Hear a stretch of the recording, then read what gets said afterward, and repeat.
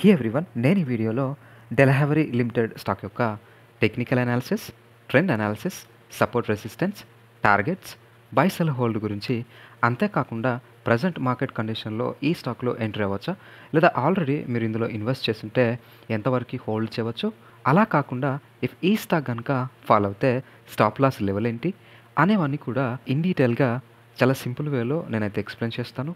So ఈ వీడియోని end వరకు చూసి ఈ స్టాక్ యొక్క ఫుల్ ఇన్ఫర్మేషన్ని తెలుసుకోండి. స్టాక్ యొక్క రీసెంట్ ప్రైస్ యాక్షన్ కానీ చార్ట్ ప్యాటర్న్ కానీ క్లియర్గా అబ్జర్వ్ చేస్తే ఇక ఈ స్టాక్ అయితే లాంగ్ టర్మ్లోనూ అండ్ షార్ట్ టర్మ్లోనూ బేరిష్గా అయితే కనిపిస్తుంది.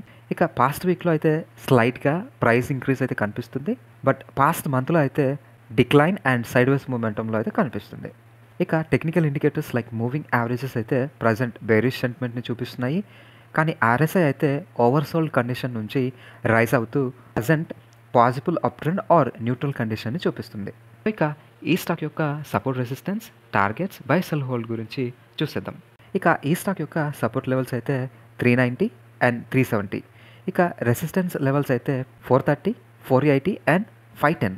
ఇక ఈ 430 లెవెల్ అయితే మేజర్ రెసిస్టెన్స్గా యాక్ట్ అయ్యే విధంగా కనిపిస్తుంది. ఇక షార్ట్ టర్మ్ టార్గెట్ అయితే 430 అండ్ మీడియం టర్మ్ టార్గెట్ అయితే 480 అండ్ 510గా ఎక్స్పెక్ట్ చేయవచ్చు. ఇఫ్ ఈ స్టాక్ కనుక ఈ 390 లెవెల్ని టెస్ట్ చేస్తే షార్ట్ టర్మ్ ఇన్వెస్టర్స్ అయితే బై చేయవచ్చు. ఇక స్టాప్ లాస్గా అయితే 370 లెవెల్ని యూజ్ చేయవచ్చు. వన్స్ ఈ 430 రెసిస్టెన్స్ లెవెల్ని క్రాస్ చేసి డైలీ క్యాండిల్ అయితే అబోవ్ క్లోజ్ అవుతే ఇక లాంగ్ టర్మ్ ఇన్వెస్టర్స్ అయితే ఈ ప్రైస్ దగ్గర బై అయితే చేయవచ్చు. ఇక స్టాప్ లాస్గా అయితే ఈ 370 లెవెల్ని యూజ్ చేయవచ్చు.